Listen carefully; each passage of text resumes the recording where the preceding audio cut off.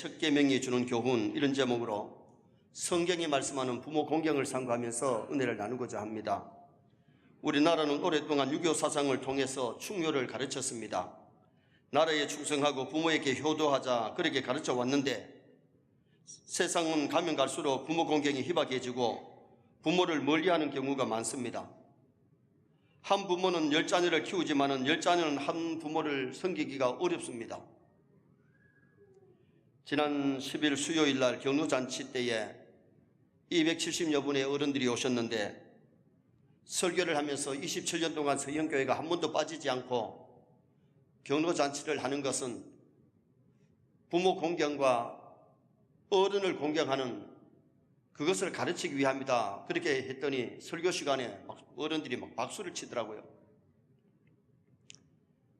행사를 마치고 나니까 한 어른이 앞에 나오셔가지고 그런 얘기를 하십니다. 목사님, 학교에 나가셔서 강의를 하십니까? 제가 대신대 대학원에 강의를 하고 있고 울산신학에 강의를 합니다. 그 어른은 그런 뜻이 아니고 중고등학교 나가서 효 강의를 하느냐, 그것을 물으세요. 그러면서 정말 목사님이 학교에 나가셔서 중고등부 학생들에게 효를 가르쳐 주시면 좋겠습니다. 요사이 이 효 사상이 너무나도 희박해진다는 거죠. 밑에 식당에서 식사하실 때 내려가셔서 인사를 드렸더니 목사님, 해마다 이렇게 챙겨주셔서 감사합니다. 어른들이 고마워 그래요. 어릴 때부터 이 효를 배워서 부모를 공경하고 부모에게 순종할 뿐만 아니라 샘머리 앞에 일어서는 도덕률이 있어야 되는데 요사이 어린 사람들에게는 부모 공경이라는 것이 없고 샘머리 앞에 일어서지를 않는다는 겁니다. 우리는 부모님의 은혜를 알고 살아생전에 부모를 공경하는 그런 우리 자녀가 되도록 힘을 쓰시고 애를 쓰셔야 돼요. 아멘입니까? 30년 전 대구의 어느 교수님은 자기 아들, 딸을 대학을 시키고 대학원을 시켰는데 결혼을 시킬 때에 며느리들은 다 고등학교 고졸 출신을 데리고 왔대요. 이유가 뭐냐? 다 그런 것은 아닌데 많이 배워서 콧등이 높으면 부모를 공경하지 아니하고 조금만 마음에 안 들면 이혼하자 그런데요. 그것을 방지하기 위해서 며느리들은 고졸 출신을 데려왔다고 그렇게 얘기를 하셨어요. 요새 젊은 사람들 윤리도 없고 부모도 없고 그때 상황에 따라 자기 유리한 대로 무슨 짓이든지 한다는 거죠. 이 험악한 시대에 오늘 성경이 말씀하는 계명의 이 인륜의 계명이 주는 첫 계명이 주는 교훈이 뭐냐? 첫째는 주 안에서 부모 공경이 옳은 일이라고 가르쳐 줍니다. 1절 말씀에 보면 자녀들아 주 안에서 너희 부모에게 순종하라, 이것이 옳으니라. 지난 주일 자녀 교육에 대한 말씀도 에베소 6장 1절에서 4절 말씀을 드렸어요. 이 말씀은 자녀 교육을 어떻게 해야 되느냐, 부모 공경을 어떻게 해야 되느냐 아울러 같이 말씀해 주는 말씀이거든요. 그런데 주 안에서 부모에게 순종하라, 이 주 안이란 말은 주님 뜻대로 공경하고 주님의 말씀대로 공경하고 주님을 먼저 공경하라, 그런 의미가 있어요. 부모는 내가 선택한 것이 아니고 하나님이 주신 부모입니다. 그러므로 부모를 주신 하나님을 잘 섬기면서 하나님의 말씀대로 부모를 공경해라. 우리는 부모님을 통해 세상에 태어났고 부모를 통해서 양육을 받았습니다. 그러므로 부모를 공경해야 되는데 명령형으로 기록되어 있습니다. 권유형이 아닙니다. 명령입니다. 네 부모를 공경하라. 믿지 않는 부모님이 만약에 우상 숭배해라, 교회 가지 마라, 그것까지 복종하라는 것은 아니죠. 주 안에서 내 부모에게 순종하라. 말씀에 위배되지 않는 한 부모를 잘 공경하고 잘 섬기라는 것을 우리에게 말씀해 주고 있는 말씀이죠. 저도 어릴 때에 교회를 다닐 때에 육신의 부모님이 먼저 믿지 않았기 때문에 주일날 일하게 만들고 술, 담배, 심부름 시키면 그것은 하지 않았어요. 그러나 평일에 소를 먹이고 손꼴 베고 이런 것들은 순종을 했지요. 왜냐하면 주 안에서 부모 공경이기 때문에. 출애굽기 20장 12절에 내 부모를 공경하라. 그러므로 내 하나님 여호와가 내가 준 땅에서 생명이 길리라.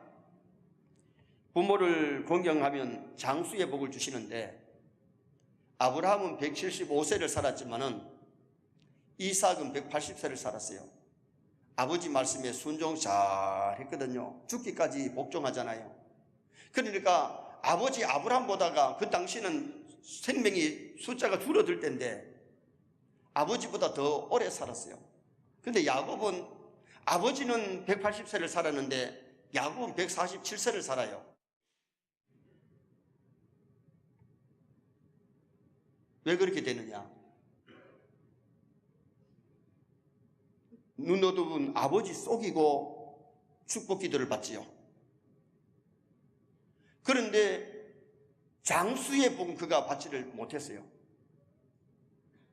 오늘 우리가 이 세상 살아갈 때에 하나님의 말씀대로 살면 반드시 복이 임할 줄 믿습니다.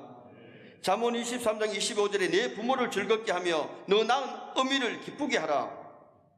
잠언 15장 20절에 지혜로운 아들은 아비를 즐겁게 하여도 미련한 자는 어미를 업신여기느니라. 노아의 세 아들이 있었는데 셈과 함과 야빗이지요. 노아가 포도 농사를 지어가지고 포도를 따가지고 독에 넣어놨더니 썩어서 포도주가 됐어요. 처음으로 맛보는 포도주입니다. 포도주를 맛보니까 너무 달고 맛이 있어서 야, 맛있다. 그래서 한 잔 먹고 두 잔 먹고 먹었는데 취해가지고 막 열이 납니다. 중동지방의 여름 날씨, 우리나라 여름 날씨보다 더 뜨거우니까 막 열나니까 옷을 벗었는데 우통만 벗은 것이 아니라 팬티까지 다 벗어버렸어요. 둘째 아들 함이 그것을 보고 형한테 동생한테 나 봤다 우리 아버지 거시기 봤다 이래서 흉을 본 거죠. 셈과 야벳은 아버지가 벌거벗고 수치를, 지금 현재에 실수를 해도 내 아버지예요. 덮을 것을 들고 뒷걸음을 쳐가지고 아버지 하체를 보지 않고 가서 덮을 것을 덮지요. 노아가 함이 한 것이 괘씸해서 저주했는데 형제의 종이 된다 했는데 오랫동안 종이 돼요. 함이란 이름 뜻이 껌다는 뜻이거든요. 다시 말하면 흑인들이에요. 흑인들이 오랫동안 노예 생활을 했어요. 그러나 셈과 야벳은 축복했는데 그 축복이 그대로 임했잖아요. 거기서 뭘 보여주느냐? 부모에게 효했을 때에 잘되게 하시고 복 주시는 역사를 거기서 보여주고 있는 거예요. 다윗에게 아들 압살롬이 아버지 임금자리가 탐이 나서 데모를 하고 못된 짓 하다가 상수리 나무에 머리가 걸리고 요압 장군의 창에 찔리고 10명의 병사들에게 맞아 죽는 압살롬을 봅니다. 그러나 솔로몬은 어떠냐? 솔로몬은 어머니가 왔을 때에 임금자리에서 일어서서 어머니를 오른편에 앉히고 깍듯이 어머니를 공경하는 그 모습이 성경에 나와요. 오늘 우리가 이 세상 살아갈 때에 나를 낳아주시고 길러주신 부모님께 효도할 수 있기를 주님의 이름으로 축원합니다. 레위기 20장 9절에 누구든지 자기 아버지나 어머니를 저주하는 자는 반드시 죽일지니라. 자기 아버지 엄마에게 욕을 하고 저주를 하는 사람은 반드시 죽이라고 성경에 말씀하고 있습니다. 오늘 본문 1절 말씀에 자녀들아 주 안에서 너희 부모에게 순종하라. 이것이 옳으니라. 은혜를 모르면 하나님께도 배은망덕하기 때문에 이사야 1장에 보면 하늘이여 들으라 땅이여 귀를 기울이라. 하늘이 어떻게 듣고 땅이 어떻게 듣겠어요? 하나님을 배은망덕한 이스라엘 백성들 향하여 하늘이여 들으라 땅이여 귀를 기울이라. 내가 자식을 양육하였거늘 그들이 나를 멀리했다고 말씀하고 있어요. 부모의 은혜를 모르면 부모에게 효도하기가 어렵습니다. 부모를 섬기기가 어렵습니다. 압살롬처럼 되어버리죠. 그리고 사람을 배은망덕하면 안 되는데 사람의 은혜를 잊어버리면 배은망덕하는데 가룟유다가 스승 예수님을 팔아먹듯이 은혜를 배은망덕하게 된다는 겁니다. 은혜를 알아야 순종할 수 있고 공경할 수가 있는 거지요. 오늘 우리가 이 세상 살아가면서 부모님의 은혜를 알고 부모님을 주 안에서 공경할 수 있기를 주님의 이름으로 축원합니다. 두 번째로 오늘 계명이 우리에게 무엇을 가르쳐 주느냐? 효도는 약속 있는 첫 계명이라는 것을 말씀합니다. 효도는 약속 있는 첫 계명.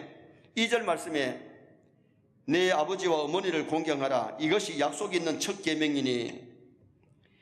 약속 있는 첫 계명이 무슨 뜻이냐 하면 세 가지 뜻이 있는데, 첫째는 십계명에 근거하고 있어요. 십계명이 1계명에서 4계명은 하나님께 관한 신앙적인 계명입니다. 하나님과 관계는 사람 윤리보다가 믿음이 앞선다는 거죠. 그래서 1계명이 뭐예요? 하나님 외에 다른 신을 두지 마라. 진짜 신앙인은 하나님 외에 다른 신을 둘 수 없어요. 참신을 믿는 사람은 거짓 신을 섬길 수 없어요. 두 번째는 우상을 만들거나 절하거나 섬기지 마라. 우상을 만들어도 안 되고 우상 앞에 절해도 안 되고 우상을 섬기면 안 되잖아요. 세 번째 계명이 여호와의 이름을 망령되이 일컫지 마라. 하나님 이름을 함부로 들먹이고 함부로 부르고 함부로 말하지 않는다는 거예요. 이스라엘 백성들은 성경을 쓸 때에도 여호와, 야훼 이름이 나오면 붓을 새로 빨아가지고 다시 썼다 그러잖아요. 그만큼 하나님 이름을 높이고 하나님 이름을 함부로 쓰지 않았다는 거예요. 그 다음에 네 번째 계명이 안식일을 기획하여 거룩히 지켜라. 정말 믿음 있는 사람이라면 주일을 내 마음대로 쓰지 않아요. 주일은 내 날이 아니고 주님의 날이에요. 주일을 성수하시기를 주님의 이름으로 축원합니다. 주일을 잘 지키는 사람이 하나님을 잘 공유할 수 있고, 주일을 잘 지키는 사람이 자신의 주어진 본분을 잘 감당할 수 있는 성도가 될 수 있어요. 주일을 더럽히면 예배도 제대로 잘 드릴 수가 없고, 주일을 더럽히면 하나님이 주시는 그 복을 우리가 누릴 수 없어요. 그러고 나서 10계명이 5계명에서 10계명이 뭐냐? 사람과 사람 관계의 윤리 도덕인데, 첫째가 네 부모를 공경하라. 그래서 5계명이 부모 공경, 6계명이 살인하지 말라, 7계명이 간음하지 말라, 8계명이 도둑질하지 말라, 9계명이 거짓 증거하지 마라, 10계명이 내 이웃의 것을 탐내지 마라. 믿는 사람 이웃관계 윤리 도덕의 첫 번째 계명이 부모 공경인데, 살인죄보다 더 큰 것이, 간음죄보다 더 큰 것이 불효하는 것이라는. 그래서 사람과 사람과의 첫째 계명이 내 부모를 공경하라. 그것을 우리에게 말씀했어요. 그 다음에 약속 있는 첫 계명이라는 뜻이 뭐냐? 어렵다는 겁니다. 어찌 보면 지키기가 쉬운 것 같은데, 부모 공경이 쉬운 것 같은데 어려운 것이 부모 공경이라는 겁니다. 예수님께서 십자가에 달려서 모친을 사는 제자에게 내 어머니다, 그 말은 네가 잘 공경해라, 내가 못하는 것을 네가 잘 공경해라 부탁을 하셨어요. 그래서 사도 요한이가 에베소에 목회하면서 성모 마리아를, 에베소 남쪽에 큰 산이 있는데 산 양지 바른 곳에 성모 마리아를 위해서 집을 지어줬어요. 그리고 봉양했어요. 제가 에베소에 가서 그 장소를 직접 가보고 왔지요.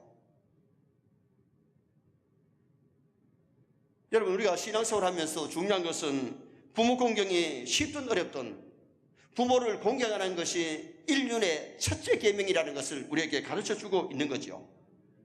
그리고 약속이 있는 계명인데, 살인, 간음, 도적, 거짓 증거, 거기에 약속이 없습니다. 그러나 부모 공경 잘하면 땅에서 잘 되고 장수하는 복을 주겠다. 가장 무게 있고 복이 약속된 계명이 5계명이라는 겁니다. 성경은 불효가 윤리 중 죄 중에 가장 큰 죄라고 말씀하고 있습니다. 룻기서에 보면 룻이 어머니의 하나님이 나의 하나님이 되고 어머니를 떠나지 않겠다고 따라오잖아요. 그런데 룻이 베들레헴에 와서 큰 복을 받은 이유가 뭐냐? 어머니 성기는 하나님 잘 생겼고 어머니에게 효도했기 때문에 이방 여자가 예수님 족보에 들어가는 복을 받고, 또 아들을 낳는데 오벳이 다윗의 할아버지 아닙니까? 정말 우리가 신앙생활 하면서 정말 중요한 것이 약속 있는 계명. 야곱이 12아들 중에 맏아들이 루벤인데, 루벤이 장자의 복을 못 받은 이유가 뭐냐? 장자로 태어났지만 장자의 복을 못 받지 못했던 것은 아비 침상에 올라서 불효했기 때문에 그 복을 놓쳐버렸어요. 둘째 아들, 셋째 아들은 할례를 빙자해서 사람을 죽였기 때문에 장자의 복을 못 받아요. 유다는 가만히 있다가 복을 받는데 예수님의 족보가 유다 지파에서 옵니다. 그러나 영적인 장자는 누구냐? 요셉이가 영적인 장자인데 11째 아들이지만은 부모 공경하는데 1등이고 하나님 섬기는데 1등이었습니다. 그러니까 그가 장자의 복을 받으잖아요. 그래서 요한계시록 7장에 보면 광약교회 12지파 중에 다한 지파는 이단이기 때문에 천당에 못 들어가요. 다한 지파는 한 명도 못 들어갔어요. 그런데 그 대신에 요셉과 므낫세 장자기 때문에 갑절로 복을 받는 모습이 나옵니다. 오늘 우리가 성경의 말씀대로만 살면 반드시 복주고 복주신 하나님을 믿으시기를 축원합니다. 효도는 약속 있는 첫 계명인데 10계명의 근거를 두고 있고 쉬운 것 같지만 어렵고 약속 있는 계명이 이 부모 공경임을 우리에게 보여주고 있어요. 마지막 세 번째는 부모 공경 가르쳐야 될 계명임을 가르쳐 줍니다. 자, 3절 말씀 또 다 같이 한번 읽으시겠습니다. 이로써 내가 잘되고 땅에서 장수하리라. 이로써 내가 잘되고 땅에서 장수하리라. 자식들에게 땅에서 잘되고 장수하는 복을 어릴 때부터 가르쳐야 되잖아요. 부모 공경 못하는 자식은 윤리 도덕이 없는데 어디 가서 사랑을 받을 수 있겠어요? 그래서 4절에 오직 주의 교훈과 훈계로 양육해라. 어릴 때부터 주의 말씀으로 양육하면, 부모 공경을 가르치면 그 애들이 자라나서 하나님 잘 섬기고 부모를 잘 공경하는 자녀가 될 수 있다. 하나님의 말씀을 가르치고 부모 공경을 가르치고 예의 범죄를 가르치라는 거예요. 안 가르쳤다가 나중에 후회하는 부모들 얼마나 많습니까? 옛날 중국에 부모가 늙으면은 지게에다 지고 저 깊은 산속에 버리고 왔어요. 그 한 아버지가 어머니를 깊은 산속에 갖다 버리고 지게도 버리고 오는데, 출발하는데 따라갔던 아들이 지게를 지고 나오는 거예요. 야, 임마 이거 버려라.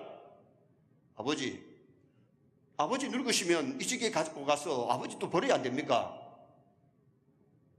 그때서야 이 아버지가 정신을 차리고 어머니를 다시 지게에 지고 와서 어머니 돌아가실 때까지 섬겼다는 겁니다. 여러분, 우리가 어릴 때부터 자녀에게 부모 공경을 가르쳐야 되는데, 순종도 가르쳐야 되지만은 부모 공경도 가르쳐야 돼요. 예를 들어서 부모님께 용돈을 드릴 때에 어떨 때는 자신이 직접 주지만은 자기 애들을 통해서 할아버지 용돈 갖다 드려라, 어머니 용돈 갖다 드려라. 그러면 애들이 궁금하잖아요. 갖고 가다가 얼마일까 보면 부모님께 용돈 드릴 때는 헌돈이 아니고 새돈을 갖다다가 챙겨가지고 딱 하면 20만 원, 10만 원, 30만 원. 벌써 어릴 때에 부모 공경을 배우게 되는 거예요. 그런데 한 번도 내가 부모에게 용돈 제대로 주는 것을 아이들이 배우지 않았는데 어떻게 용돈 주는 걸 압니까? 제가 제자를 훈련하면서 우리 집사람들한테 물어요. 부모 용돈 얼마 드리느냐? 매달 용돈 드리느냐? 예, 목사님, 매달 드립니다. 어떤 분은 매달 드리는 것이 아니라 명절 때만 드리는 사람이 있고, 어머니, 아버지를 찾아갈 때만 드리는 분이 있고, 어떤 분은 아예 용돈을 못 드리는 분이 있어. 그래, 고향 가서 용돈 10만 원 드려. 그래서 드리고 올 때 뭐 갖고 오느냐? 깨 한 대 갖고 오고, 고추 갖고 오고, 마늘 갖고 오면 너는 네가 주는 것보다가 더 많이 갖고 오지 않느냐? 그럼 그게 무슨 효도냐? 너는 아직도 부모한테 얻어먹고 살고 부모한테 손 벌리고 사는 사람이 아니냐고. 여러분, 부모님들이 연세가 많고 직장에 가지 못하고 그러실 때는 주머니에 돈이 있어야 돼요. 그래야 뭐 싶은 것도 사잡수고 하지만은 옷도 필요한 거 있으면 입을 수 있지만은 주머니에 돈이 없으면 그걸 못 하시잖아요. 제가 한 번은 고향에 갔더니 사오를 만났는데 사오른이 그런 얘기를 하더라고요. 이 사람아 고맙네 그래요. 제가 객지에 나와 계속 있는데 그 어른한테 고마운 짓을 안 했는데 그 인사를 받고 나서 어머니한테 가서 물었어요. 어머니, 오늘 사오를 만났는데 고맙다는 인사를 합니다. 사오른도 아들, 딸 6명 다 객지에 나가 살고 돈 벌고 하지만은 매달 용돈 보내는 사람은 없어. 그러나 저 같은 경우는 온라인으로 매달 보냈지요. 그러니까 어머니가 동네방네에 소문을 내신 것 같아요. 지금은 어머니 같은 경우는 뭐 옷을 일실 사드릴 필요도 없고 용돈도 어머니께 지금 필요 없는 시대가 되어버리는데, 그러나 그것을 제가 한 30, 40년 했어요. 여러분, 우리가 자녀가 할 수 있는 것이 뭐냐? 필요할 때에 부모님께 필요한 것을 공급해 주는 것이, 그것이 효도이잖아요. 나중에는 아무것도 쓸데없을 때가 와요. 그리고 세상 떠나면 더 하고 싶어도 못할 때가 온단 말이죠. 살아 생전에 우리가 할 수 있다면 한 번이라도 찾아볼 수 있으면 찾아보고 용돈 드리고, 전화라도 안부로 물을 수 있을 때에 물어야지. 그것도 못할 때가 온단 말이죠. 레위기 19장 32절에 너는 샘머리 앞에 일어서고 노인의 얼굴을 공경하라. 부모 공경은 남의 부모 노인까지 공경하라. 내 부모만 아니고 남의 부모도 공경하고 샘머리 앞에 일어서라. 그렇게 성경을 가르쳐줘요. 성경의 공경의 대상이 하나님 아버지를 공경해야 되고, 육신의 부모를 공경해야 되고, 노인을 공경해야 되고, 믿음의 아버지를 공경해야 되고, 스승을 공경하라. 어느 여자분이 이런 얘기를 했어요. 직장에서 퇴근한 뒤 동료들과 울려가지고 놀다가 늦게 들어오는 딸을 집에서 기다리다가 대문을 열어주면서 얘야 왜 이렇게 늦었니? 좀 빨리 올 수 없느냐고 나무랬대요. 그런데 딸이 아무 대꾸도 없이 제 방에 들어가니까 속이 상해가지고 저 원수 같은 것 어떻게 저런 것이 내 속에서 나와가지고 어미의 속을 썩이나, 그런 얘기를 했어요. 그런데 애들이 어릴 때는 가만히 있대요. 구제람을 해도. 왜냐하면 아직도 얻어먹어야 될 것이 있고 얻어 입어야 될 것이 있으니까, 손을 벌려야 되니까 있는데, 좀 머리가 다 크고 하면은 나무라면 뭐라 하느냐? 누가 낳으라 해서 낳습니까? 되던데요. 그러다가 지가 어느 정도 힘이 있으면은 그때는 집을 뛰쳐나간다는 겁니다. 이 집의 딸도 어느 날 집을 뛰쳐나가 버렸어요. 뛰쳐나가서는 처음에 일주일간은 서울에 있는 친구 집에 가서 있었는데, 계속해서 친구 집에 있을 수 없으니까 나와가지고 방을 하나 얻고 이제 일자리를 구했는데, 어느 남자와 함께 살림을 시작한 거예요. 살림을 시작해서 결혼도 하기 전에 애를 낳았어요. 애를 키웁니다. 이제 아장아장 걸을 때가 되니까 참 예쁘지요. 그런데 이 아이도 벌써 중학생이 되니까 말을 잘 안 들어요. 그러니까 야야 빨리 와야 된다. 어머니 또 잔소리하네. 어머니 잔소리를 싫어하다는 거죠. 그런데 그 애가 자라나면서 엄마의 속을 참 너무 썩이니까 그때서야 어머니를 기억한 거예요. 생각한 거예요. 어머니가 나 때문에 얼마나 고생하셨을까. 자식을 키우면서 부모의 마음을 알고 그때서야 어머니를 생각하면서 한 번도 편지도 안 하고 전화도 안 하고 어머니 찾아가지 않던 그 딸이 어머니를 찾아갑니다. 고향을 찾아서 어머니를 찾아봤더니 어머니는 딸이 집을 나가버리고 난 다음에 그 딸을 염려하다가 화병이 돼가지고 어머니가 세상을 떠나고 간 계세요. 그때서야 딸이 어머니 무덤 앞에 가서 힘없이 울지만은 어머니 앞에 자기가 나름대로 어머니에게 고맙다 소리 한 번도 한 적이 없고 효도한 적이 하나도 없잖아요. 어떻게 보면 이것이 우리 자녀인 것 같아요. 자녀에게 하는 10분의 1만 부모를 이렇게 잘해도 효자 소리 들을 수 있어요. 오늘 우리가 이 본문을 대하면서 정말 인륜의 첫 계명이 주는 교훈이 뭐냐? 주 안에서 부모 공경이 옳은 일이고 효도는 약속 있는 첫 계명이고 부모 공경은 가르쳐야 할 계명이기 때문에 자녀들에게 어릴 때부터 효를 가르쳐서 자녀들이 땅에서 잘 되고 장수할 뿐만 아니라 우리도 이런 복을 받아 누릴 수 있기를 주님의 이름으로 축원합니다.